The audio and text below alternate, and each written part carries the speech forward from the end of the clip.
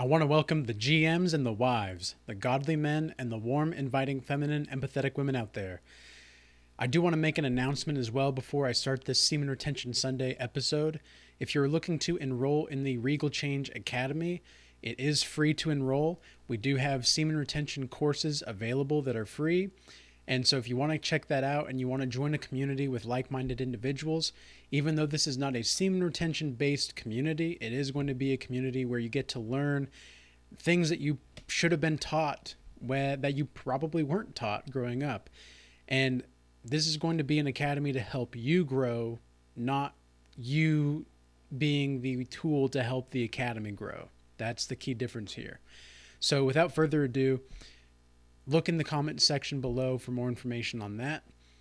The topic for today's Semen Retention Sunday episode is on excessive anger and how to deal with anger on semen retention.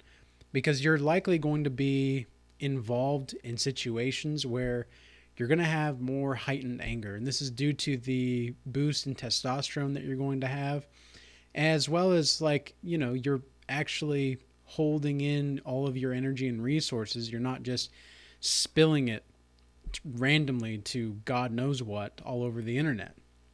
You're actually applying your resources and your internal stability to a place that is going to plant seeds of growth.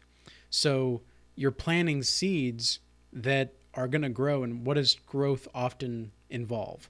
Well, sometimes there's a bit of pain involved. I'm sure everybody's had growing pains when they were younger, right?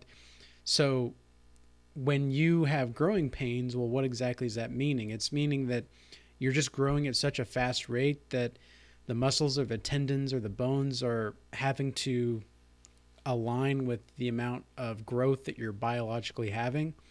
This is going to be a similar thing, but with semen retention. It's going to be more of a physiological and psychological aspect combining into the spiritual realm. So, of course, semen retention, what we do with semen retention, the ideal anyway, is to grow closer to God. But it's also, in doing so, we're going to understand what it's like to have the wrath of God in some sense. I know there's been instances on my journey of semen retention, and I've been nearly 2 years now into this. Next month it'll be 2 years, which is really wild to think about. But throughout these last 2 years, I've had countless instances where I've been almost invited to anger by other people. It's almost like they've wanted to see the beast, the lion that is inside, and they want to try to shake up the cage enough and rattle the cage enough to where the lion starts to get upset. But here's the thing. We true lions, we're not in a cage. We're already free, but it's an internal freedom. And this is something that you can have no matter who you are, where you're at on the semen retention journey. You can get this mindset of being a free spirit, because ultimately a lot of people have a contagion in their conscience. The contagion that is in their conscience is that being aggressive is bad. No, not at all. It's not necessarily that being aggressive is bad. It's that being hostile towards people that didn't really do anything to deserve it is bad. If someone is crossing your boundaries, think about this, right? I was thinking about this when I was just pondering and reflecting past relationships with women. I would have rather had the women lose interest and just leave me than to completely or continually try to disrespect me. And the reason that is because it really, a lot of men don't get respect. They'll get a lot of love, but they won't get a lot of respect. And I'm talking about a situation that I'm referring to was months and months ago. And we weren't really in a relationship or anything like that. We were barely even talking, but we were getting to know each other, and she was testing a little bit too much, just a little bit too much. And I did not take it. I did not like it. and I made it known that I was not going to have it and that we were not compatible. And she realized that she fucked up. And ever since then, she's been trying to get back into my life. Not super aggressively. This is a different woman than some of the women that I've referred to in previous videos about the stalkerish type women that you'll have when you get to a certain level. But this is a woman that she realized that she messed up. But here's the thing, it's like I already know what that relationship is going to be like down the line at that early of a stage. Like, if that early the woman, it is already testing me to a certain degree in which she's going to try to piss me off that much. It's like, why bother? And so what you have to do is utilize this aggressiveness that you have inside you when you're on semen retention. Use it as a fuel source. When I'm on the treadmill at the gym, when I'm lifting weights at the gym, and I think to myself, my soul is among lions. When I'm squatting and I'm going hard and I'm, going down deep into the squat and I'm going full force into it as well, back up, and I'm feeling the pain, I'm feeling the sweat, I'm feeling the grind, I remember and I think about also all of the people that have wronged me, all of the people that have betrayed me, and all of the people that I was told were my friends that turned out to be my enemies. And I think about those people, and I think about everything that happened with that relationship or that situation that I was in. And I think to myself how much I want to destroy the image of who I was in that situation and create something that is going to be far more everlasting and far more, how would you say, far more impactful and righteous as a man than I ever was in that situation. And so I'm thinking about this kind of stuff when I'm lifting weights or working out, etc. And I'm thinking about these kinds of things, and it fuels me. It gives me drive. Whenever things go wrong, like with business or with anything like that, specifically in business, I suppose, with this situation, I just remind myself that I'm a hunter at heart. Because as a man, we're like taught by society so much that we must not be who we are. As a man, we're told that it's not okay to be who you are. Well, guess what? I'm here to tell you that it's not okay to be a lesser version of yourself than you really can be. It's not okay to be a lesser version of yourself. You deserve better from yourself. You deserve more greatness from yourself.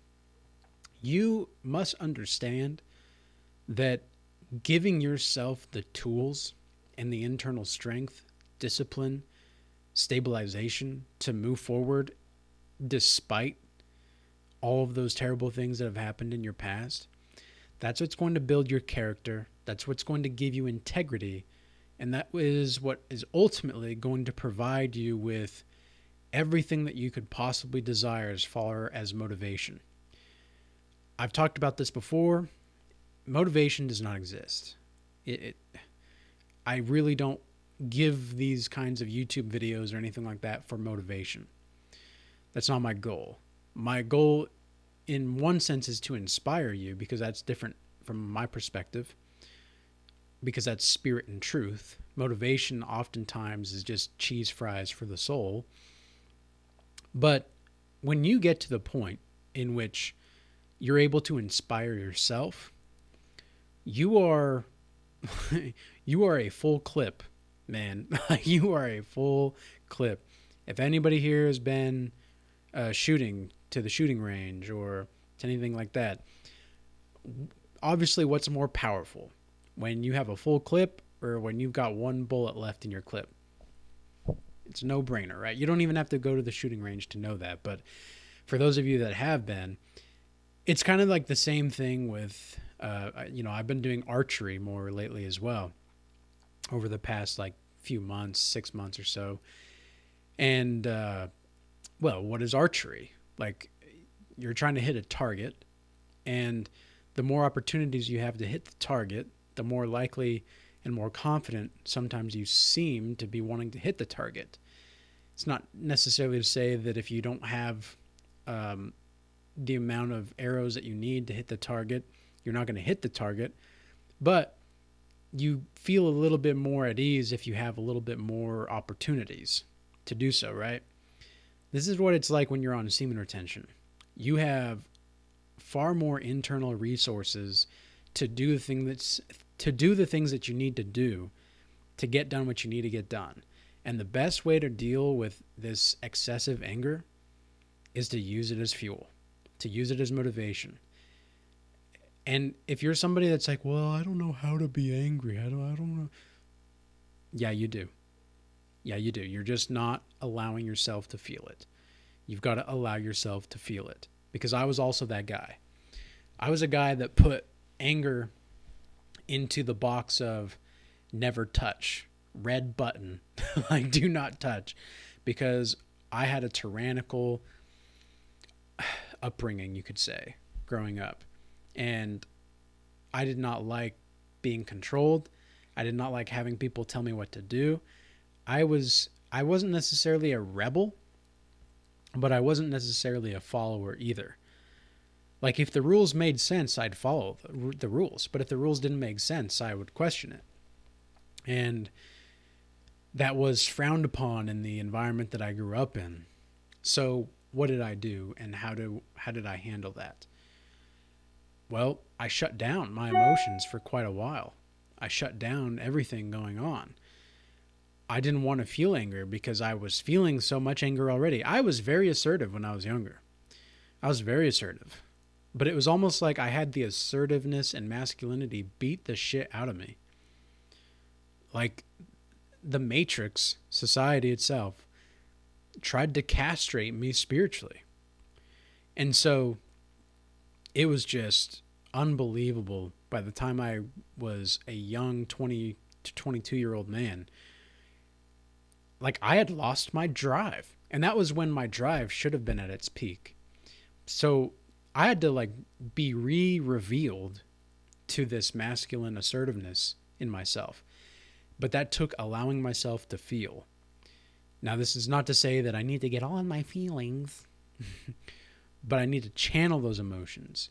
You have emotions for a reason. You do. You can't go wrong. Like, there's no wrong a feeling or emotion that you can have, right? This is something that Alan Watts taught. And Alan Watts, when he said that, at first I was like, well, I don't know. You can have wrong emotions. It's like, well, no, you can't.